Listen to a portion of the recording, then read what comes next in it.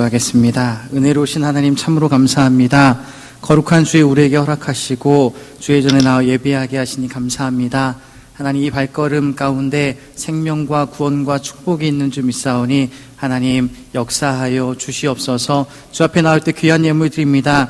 모든 것이 주님께로부터 왔음을 고백하며 10의 주 예물을 드립니다. 하나님 은혜에 감사하여서 감사의 예물을 드립니다. 생명 주심에 감사하여서 생계헌금을 드립니다. 하나님의 나라를 위해서 선교의 헌금을 드립니다. 마음의 수원을 담아 수원의 예물을 드립니다. 하나님, 백일작전 기도헌금을 드립니다. 믿음으로 드린 예물을 기억하시고 하나님 받아 주시옵소서. 예물이 사용되는 곳곳마다 하나님 말씀과 사랑과 능력이 드러나게 인도하시고, 우리가 하나님의 나라와 그의 의를 구할 때 하늘에 같이 하나님의 뜻을 우선순위에 둘 때 이 모든 것까지도 채워주시고 또 넉넉히 부어주신 하나님의 은혜를 경험하는 주의 자녀들 다 되게 하나님 축복하여 주시옵소서. 감사드리며 예수님의 이름으로 축복하며 기도드립니다. 아멘. 오늘 우리에게 주시는 말씀 같이 읽겠습니다. 로마서 10장 13절부터 15절까지의 말씀입니다.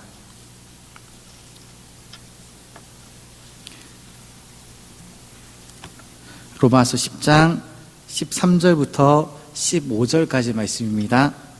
우리 한 목소리로 같이 읽겠습니다. 시작. 누구든지 주의 이름을 부르는 자는 구원을 받으리라. 그런즉 그들이 믿지 아니하는 일을 어찌 부르리요? 듣지도 못한 일을 어찌 믿으리요? 전파하는 자가 없이 들으리요? 보내심을 받지 아니하였으면 어찌 전파하리요? 기록된 바 아름답도다. 좋은 소식을 전하는 자들의 발이여 함과 같으니라. 아멘. 한 절 더 읽겠습니다.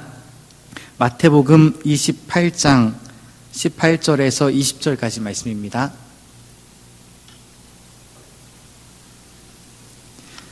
마태복음 28장 18절에서 20절까지 말씀 한 목소리로 읽겠습니다. 시작.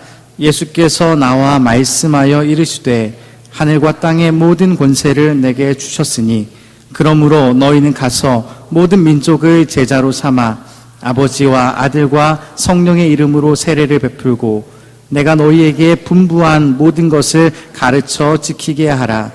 볼지어다 내가 세상 끝날까지 너희와 항상 함께 있으리라 하시니라.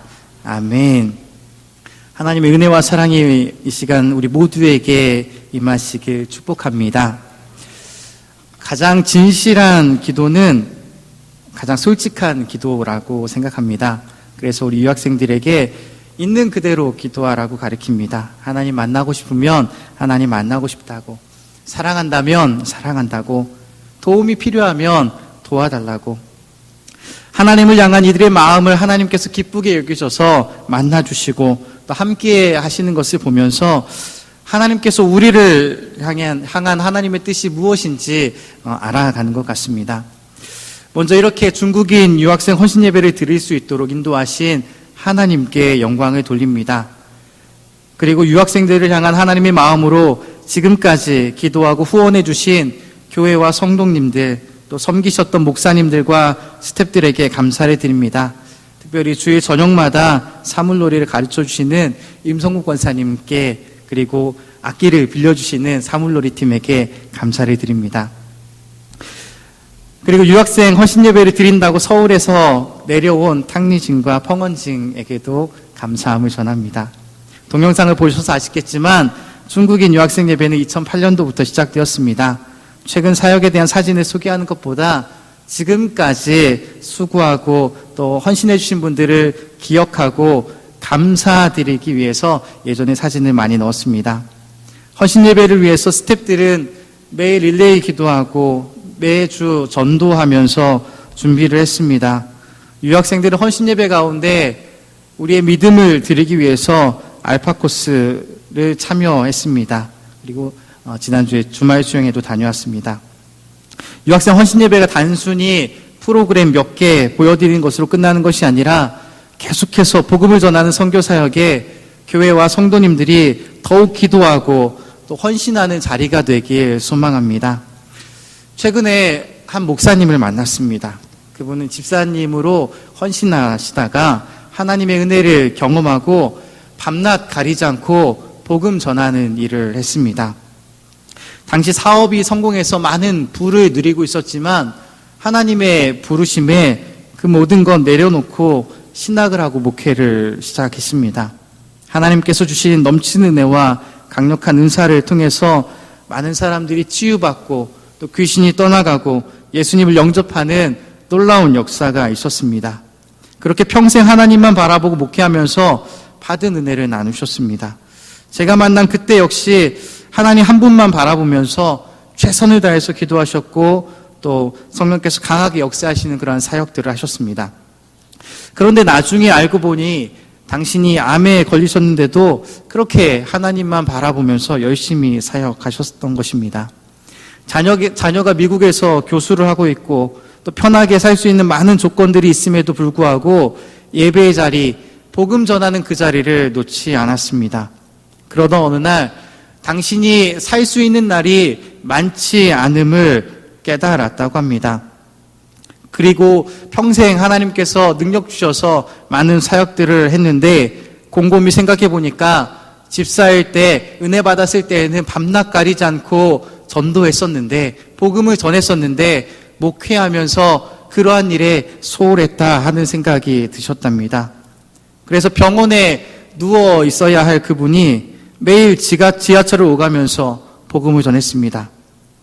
목사님은 사람들이 안타까워서 울고 전도지를 받은 사람은 목사님의 모습이 불쌍해서 울고 그렇게 매일 눈물 흘리다가 돌아오셨다고 합니다.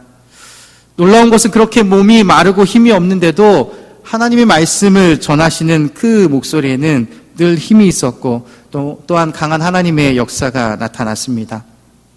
그렇게 마지막 순간까지 복음을 전하시다 얼마 전에 하나님의 부르심을 받았습니다. 그 목사님은 무엇이 그렇게 전하고 싶어서 자신의 몸은 하루하루 죽어가는데도 날마다 사람들이 많이 다니는 그 지하철로 출근하다시피 했을까요? 복음 때문입니다.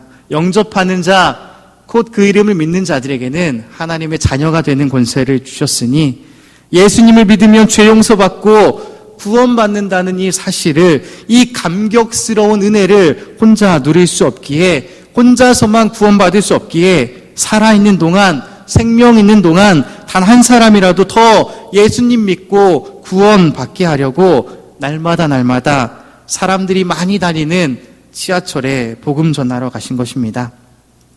오늘 우리가 읽은 말씀을 보면 한 사람이 어떻게 구원받게 되는지 잘 나타나 있습니다.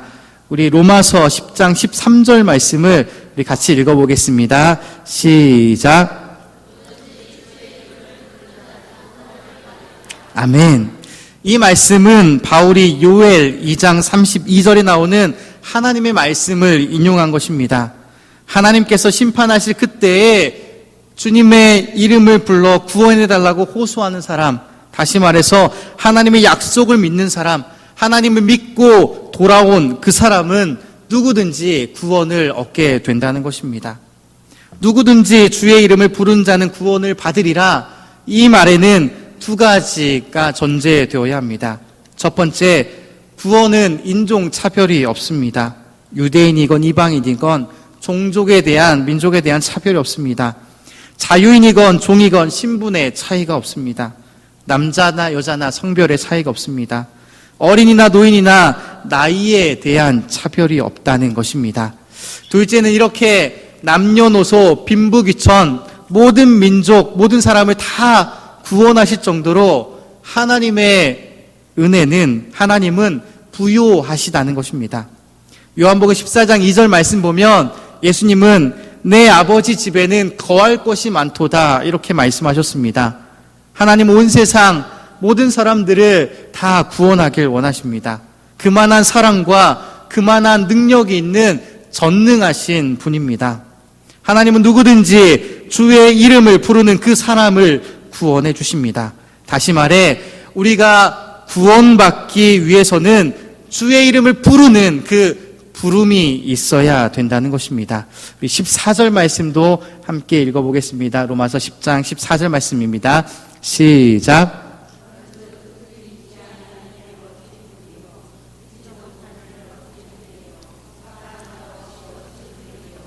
아멘. 자, 한 사람이 구원을 받기 위해서는 먼저 주의 이름을 부르는 부름이 있어야 합니다. 14절 말씀 보면 믿음이 없이는 주의 이름을 부를 수 없다고 했죠. 또 복음에 대해 듣지 못하면 믿을 수가 없고 전파하는 자가 없으면 들을 수가 없습니다. 이것을 거꾸로 해보면 전파하는 자가 없으면 듣지 못하고 듣지 못하면 믿지 못하고 믿지 못하면 부르지 못하고 부르지 못하면 구원받지 못하는 것입니다. 그러니 전파하지 않으면서 어찌 부흥하기를 원하고 전파하지 않으면서 어떻게 믿는 사람이 생길 수 있겠습니까? 로마서 10장 17절 말씀 보면 믿음은 들음에서 나며 들음은 그리스도의 말씀으로 말미암는다고 했습니다. 그리스도의 말씀을 들을 때 우리가 복음을 들을 때 믿음이 생기는 것이고 하나님께서 선물로 주시는 구원과 부요함을 누릴 수 있다는 것입니다. 베드로후서 3장 9절 말씀 보면 우리를 향한 하나님의 말씀이 잘 나타나 있습니다. 함께 읽어보겠습니다. 시작. 주의 약속은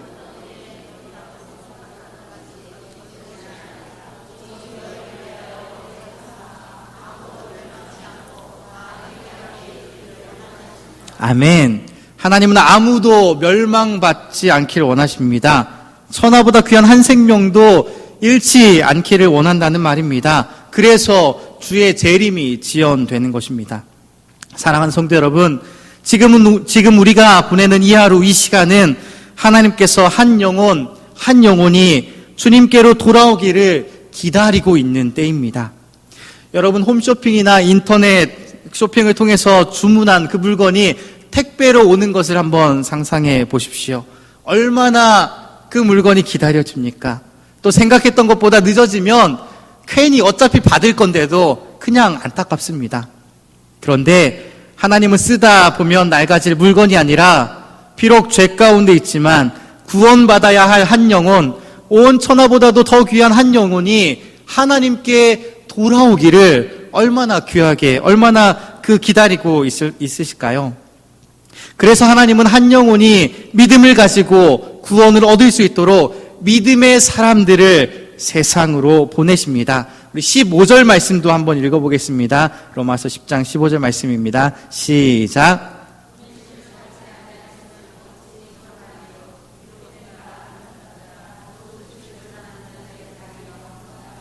아멘. 보내심을 받지 아니하였으면 어찌 전파하리요. 화면을 보면 이것이 한 영혼이 구원받는 과정입니다. 여러분, 하나님께서 천하보다도 귀한 영혼이 한 사람을 구원하기 위한 첫 단계는 바로 보내심입니다. 하나님은 한 영혼을 구원하기 위해서 구약시대부터 계속해서 하나님의 사람들을 세상에 보내셨습니다. 그럼에도 불구하고 사람들은 회개하지 않았고 타락한 본성으로 인해 자기 죄를 해결하지 못했습니다. 그래서 영원한 죽음을 피할 수 없게 되었습니다.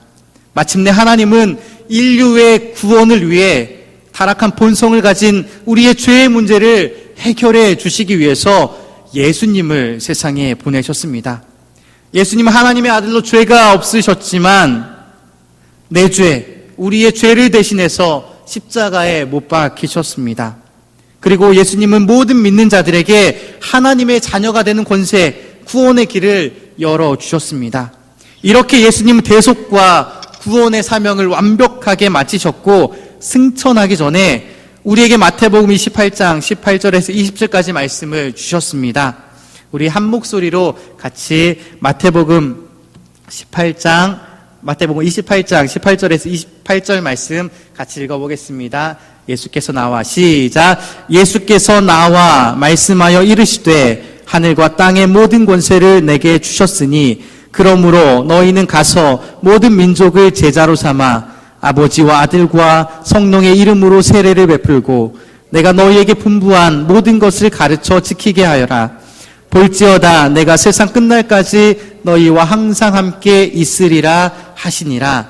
아멘. 우리는 이것을 예수님께서 우리에게 주신 위대한 사명, 대사명이라 부릅니다.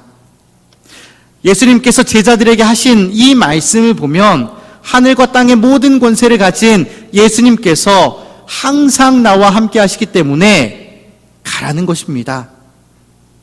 예수님께서 인류의 구원을 위해 세상으로 가신 것처럼 제자들인 너희도, 그리스도인인 너희도 세상으로 가서 제자를 삼고 세례를 주고 예수님께서 명령하신 모든 것을 가르쳐 지키게 하라는 것입니다. 하나님은 예수님을 세상에 보내셨고 예수님은 당신의 사명을 완성하셨습니다. 그리고 예수님은 예수님을 따르는 제자들, 그리스도인들에게 다시 한번 사명을 주셔서 세상으로 보내셨습니다. 따라서 예수님을 믿는 저와 여러분은 인류의 구원을 위한 하나님의 사명을 맡은 자들입니다. 세상에 누군가를 구원으로 인도하는 일, 천하보다도 더 귀한 한 영혼을 살리는 일보다 더 귀한 일이 어디 있겠습니까? 하나님은 그 일, 그 사명을 위해서 저와 여러분을 지명하여 부르셨습니다.